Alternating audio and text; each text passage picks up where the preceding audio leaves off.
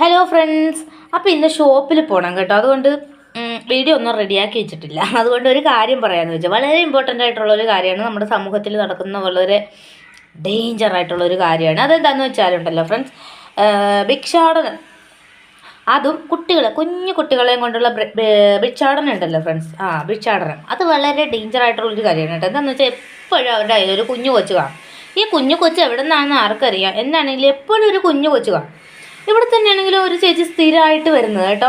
സ്ഥിരമായിട്ട് അവർ വരുന്നത് അവരുടെ കയ്യിൽ എപ്പോഴും ആ ഒരേ ഒരു പ്രായത്തിലുള്ള ഒരു 2 വയസ്സ് ആ പ്രായത്തിൽ ഒരു കൊച്ചുണ്ട്. കഴിഞ്ഞ ദിവസവും കൂടി വന്നിരുന്നു. ഗേറ്റ് അടച്ചിട്ടിരുന്നുകൊണ്ട് അങ്ങോട്ട് കയറി വന്നില്ല. പേടിയാണ്, സത്യം പറഞ്ഞാൽ പേടിയാണ് കേട്ടോ. ഇവർ പോകത്തില്ല കേട്ടോ. ചുറ്റി നിൽക്കും. അതിൻ്റെ ഒരു കാര്യം പറയാം. എൻ്റെ വീട് ചേർത്തല. അപ്പോൾ അവിടെ നടന്നൊരു സംഭവമാണ് കേട്ടോ. എന്താണെന്ന് വെച്ചാൽ ഒരപ്പൂപ്പൻ തീരെ വയ്യാത്ത രീതിയിലാണ് ഇങ്ങനെ വടിയൊക്കെ കുത്തിപ്പിടിച്ച് വന്നു കേട്ടോ. വന്നിട്ട് നമ്മുടെ വീട്ടിൽ വന്നിട്ട് ചോദിച്ചു, പൈസ വേണം, അല്ലെങ്കിൽ വസ്ത്രം വേണം, അങ്ങനെയൊക്കെ പറഞ്ഞു കേട്ടോ.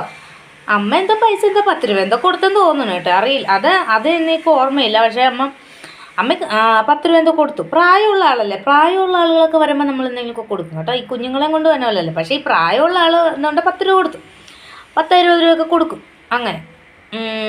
അപ്പോൾ ഉണ്ടല്ലോ ആള് അതിൻ്റെ തൊട്ടിപ്പുറത്തെ വീട്ടിലെന്ന് പറഞ്ഞാൽ അവരുടെ ബർത്ത്ഡേ ആയിരുന്നു കേട്ടോ. അവിടുത്തെ കൊച്ചിൻ്റെ ബർത്ത്ഡേ ആയിരുന്നു.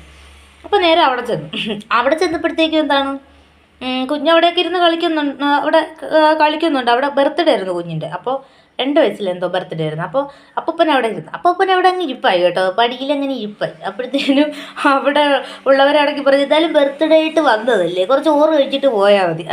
അങ്ങനെ ചോറൊക്കെ കൊടുക്കും കേട്ടോ. ചോറെല്ലാം എടുത്ത് ഇലയിൽ ചോറ് വിളമ്പി സദ്യയൊക്കെ ആയിട്ട് കൊടുത്തേ. അതൊക്കെ കഴിഞ്ഞ് അപ്പൂപ്പൻ പോയി. അവിടെ നിറയെ ആളുകളുണ്ടായിരുന്നു കേട്ടോ. അവരുടെ കുറച്ച് റിലേറ്റീവ്സും കാര്യങ്ങളൊക്കെ ആയിട്ട് കുറച്ച് ആളുകളുണ്ടായിരുന്നു. പേരൊന്നും പറയത്തില്ല. അപ്പോൾ ഈ ആളുകളൊക്കെ ഉള്ളത് കൊണ്ടുണ്ടല്ലോ ഈ അപ്പൂപ്പന് പരിപാടി ഒന്നും നടന്നില്ല കേട്ടോ. എൻ്റെ പൊന്നു ഫ്രണ്ട്സ്, അതെല്ലാം രസം. പിറ്റേ ദിവസം രാവിലെ ന്യൂസ്, ഈ കണ്ടയാളെ അർത്തുങ്കൽ പോലീസ് അറസ്റ്റ് ചെയ്തു കേട്ടോ. ഒരു കൊച്ചിനെ എടുത്ത് വെച്ചുകൊണ്ട് ഓടിയിന്. അയാൾ വടിയൊക്കെ കുത്തിപ്പിടിച്ചാണ് വന്നത്. പക്ഷേ ആവശ്യത്തിന് ഓടാൻ അയാൾക്കറിയാം കേട്ടോ. അപ്പോൾ അർത്തുങ്കൽ പോലീസ് അറസ്റ്റ് ചെയ്തു. വലിയ ദൂരമില്ല, നമ്മുടെ അവിടെ നിന്ന് കുറച്ചൊരു 3-4 കിലോമീറ്റർ വ്യത്യാസമുള്ളൂ അർത്തുങ്കലിലോട്ട് കേട്ടോ. നമ്മൾ അർത്തുങ്കൽ അടുത്താണ് നമുക്ക്. അപ്പോൾ ആളെ അവിടെ അറസ്റ്റ് ചെയ്തു.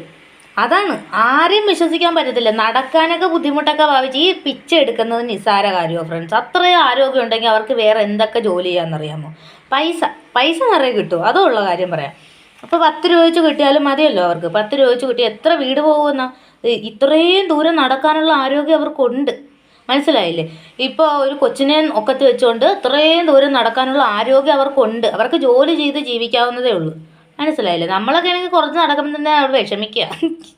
ഓരോരോ അസൗകര്യങ്ങളാണ്. പിന്നെ ഒരു കൊച്ചിനെ കൊണ്ട് ഇങ്ങനെ നടന്ന് ഇതൊക്കെ അത്ര ആരോഗ്യമുണ്ട്.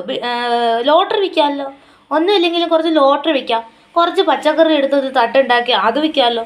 അങ്ങനെ ജീവിക്കാനാണെങ്കിൽ ഇഷ്ടം പോലെ വരികയുണ്ട്. സത്യം പറഞ്ഞ കുഞ്ഞുങ്ങളെയും കൊണ്ട് പിച്ചെടുക്കുന്നവർക്ക് ഒരു സാധനം കൊടുക്കരുത്. എന്താണെന്ന് വെച്ചാൽ അത് ഭയങ്കര ഡേഞ്ചറാണ്.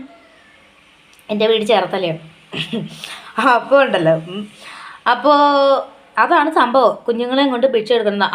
അവർ അടുത്ത കുഞ്ഞിനെ തപ്പുവാണ്, അടുത്ത കുഞ്ഞിനെ എടുത്ത് തട്ടിക്കൊണ്ട് പോവുകയാണ് ചെയ്യുന്നത്. എവിടെന്നെങ്കിലുമൊക്കെ കുഞ്ഞുങ്ങളെ തട്ടിക്കൊണ്ട് പോകണം. ഈ കുഞ്ഞുങ്ങളൊക്കെ എവിടെയാണ് പോകുന്നത്?